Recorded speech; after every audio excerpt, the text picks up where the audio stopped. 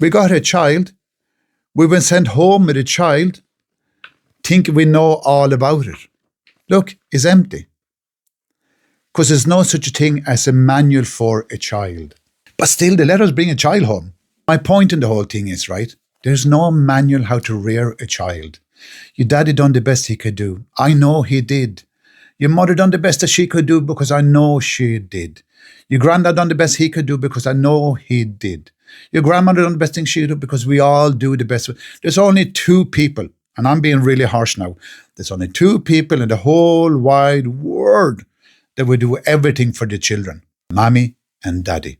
Except in different cases because people might be healthy, they might be sick, they might be X, Y, and Z. But it's mommy and daddy. We'll go to the end of the word. Now, they might do some mistakes in the way as they go along. They might make something that they shouldn't have made. They might say things they shouldn't have said. They might do something wrong somewhere down the line. But the only two people that will ever love you, effortless, that will love you, is your mommy and your daddy. Listen, my friend, I know you're never going to see this. I pray to God tonight that you or your father or someone around you will see this. Because the witch hunt on your family has to stop. We can't have another Lady Diana. We cannot have another travesty like we had before. It cannot happen. We need to stop talking on internet. You need to stop communicating through internet. You need to stop getting people to get involved. You all need to just shut your mouths. And if you can't talk to each other, stay away from each other. For real. Let it all cool down. You're an adult. You're a man. You're going to have a child of your own soon. Please God. You're having your own career. You have your own things to do in life. But you need to stop slagging your parents, and your parents need to stop talking bad about you. Because, please God again, it's all going to be forgotten about a couple of months down from now. But words will never be forgotten. Just stay silent. Now, David, you're never going to hear this. And I know you're never going to hear this message. I'm so sorry you can't hear it. Remember, David, we all love you. We think you're the greatest thing since better than Pelé. In my opinion, better than Pelé as a person. I think you're the best. I watch you the whole time. We all watch you the whole time. Now, David, I showed you the manual. I showed your son the secret. Do you see that? I showed the secret.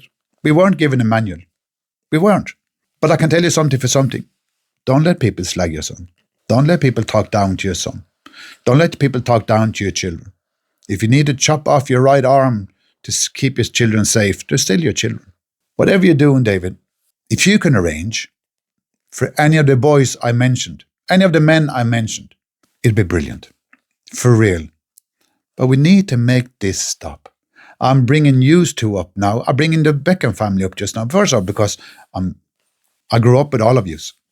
And I see the witch hunt now on your son. I see how adult people are laughing about your family situation. That's bullying. That's wrong. We shouldn't be bully people. We shouldn't talk down to people. We should really, really, really not treat people bad. Positive reinforcement. Positive reinforcement. And as I said the whole time, my father said, have you nothing good to say? Say nothing. People, stop talking. And don't feed people with more information. Shut everything down. Just stop talking. Take everything away. Go into, just do your own thing. I think you have enough to do. And I know you do have enough to do. And if your son doesn't feel particular now that he wants to talk, that's all right. He's entitled to it. And I think it will be good if everyone just vanished, disappear for a month, 6 weeks, maybe 2 months. I don't know how long it will take. But don't be feeding into this frenzy. Don't let people just keep on talking about your family. It benefits no one. I've been to the morgue. I had to go and see who the people was in the morgue that shouldn't have been there. You don't ever want to do that. It's your son. It's your flesh and blood. It's the greatest thing you've ever have done. Never mind everything else you've done. Kids is the number one thing in life. Now, I'm not going to be bad. Because as I said to you, and we said this 100 times, I'm telling you this now, right? I'd hope we actually were going to meet in another way because I have a plan and you're actually a part of this plan. As common as I am, living in the back of beyond somewhere in Ireland, but I always thought you were going to be a very important person in my life at some stage. But I think I have to put that aside now for the moment. And I think it's more important now that you have to put a lid on this. Listen to me, David, you're the alpha. There's no two ways about it. You're the alpha. You need to put a stop on this. You need to put a lid on this. And if you and your son need to make peace, make peace. Don't let this escalate. Because we don't want another Lady Diana. We don't. And as this is going on now for a moment, people are laughing at your son. People are laughing at your son. How dare they? Who in the world is so perfect that we can go out and laugh at someone else's son? Anyway, I know you're never going to get to see this video, and that breaks my heart more than anything else. But my friend,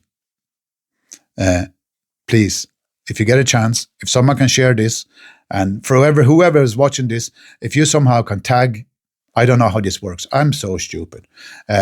Please tag this so people can get to see this. We need to put a lid on this. We need to stop. This is going to have to stop last night. No more internet, no more messages, no more nothing. Everyone just walk away, let everyone cool down, and just make it all vanish for whatever length it's going to take. Please.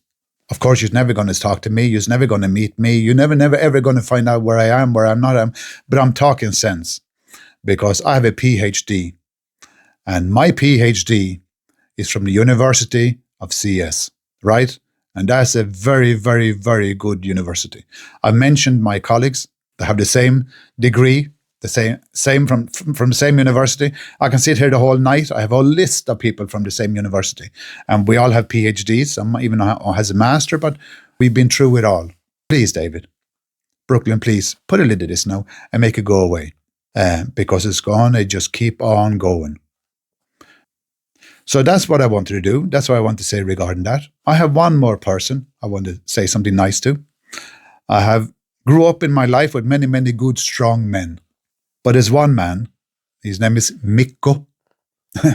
Hi, Mikko. Such a great man. Such a great man. I have been a pig. I haven't been in contact with him. I have a reason. A man I have the highest respect for in the whole world. Mikko is the man. When we were younger, we were told, oh, you can't hang around with him. He's a couple of years, 10 years older than I am. You can't hang around with him. You can't be with him. So.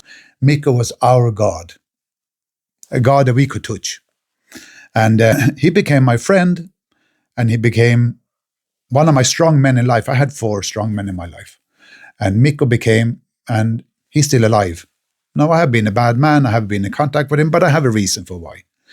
I'm sorry for that, Mikko. But I want to tell people about a strong man like Mikko. If I ever got into trouble, it made no difference, day or night. Mikko was always there. Mikko is a brute of a man. There's not a man on earth stronger than Mikko. Few men in the world that's been through what he's been through. Few men in the world.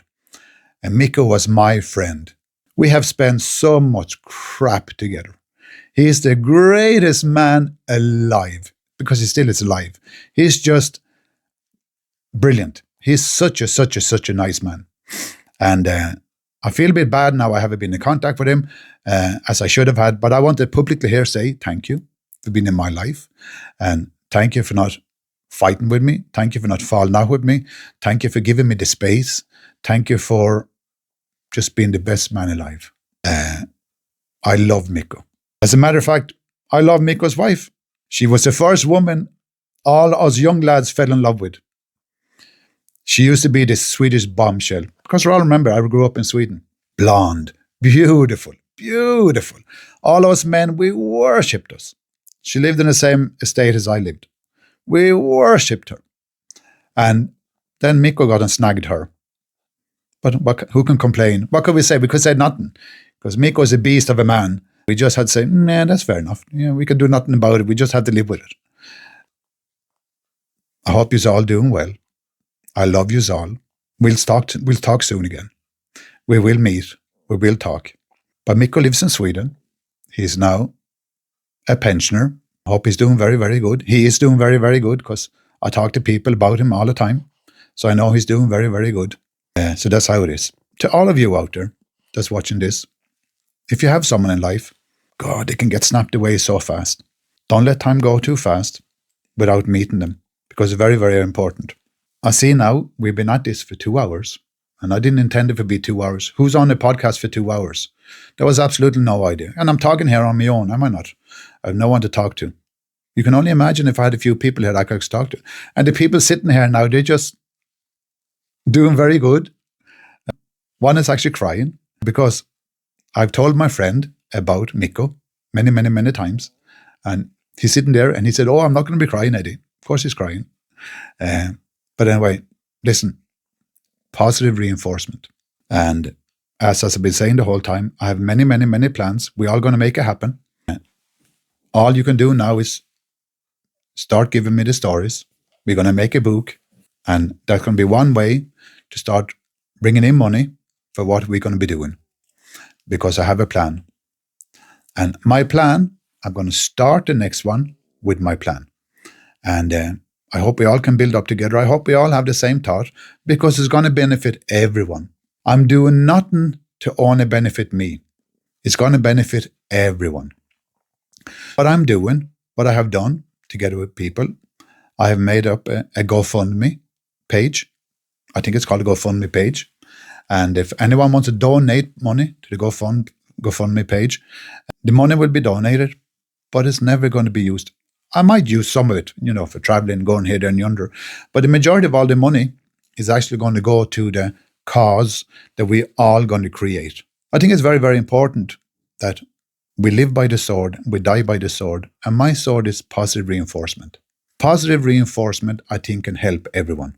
And my everyone, I'm going to be dead honest, I hope, I'm not going to go into it now, I will go into it next time, but I hope it's going to be me ending up in Florida, and I'm hoping that I will find enough people to put a project together. We're going to start, I'm not going to use the word saving because I hate the word saving, but we're going to start saving hundreds and hundreds and hundreds of people. I've done it all, and I really have done it all, and we are going to do it again. And I'll bring my friend Clyde with me. I'll bring my uncle Anthony with me.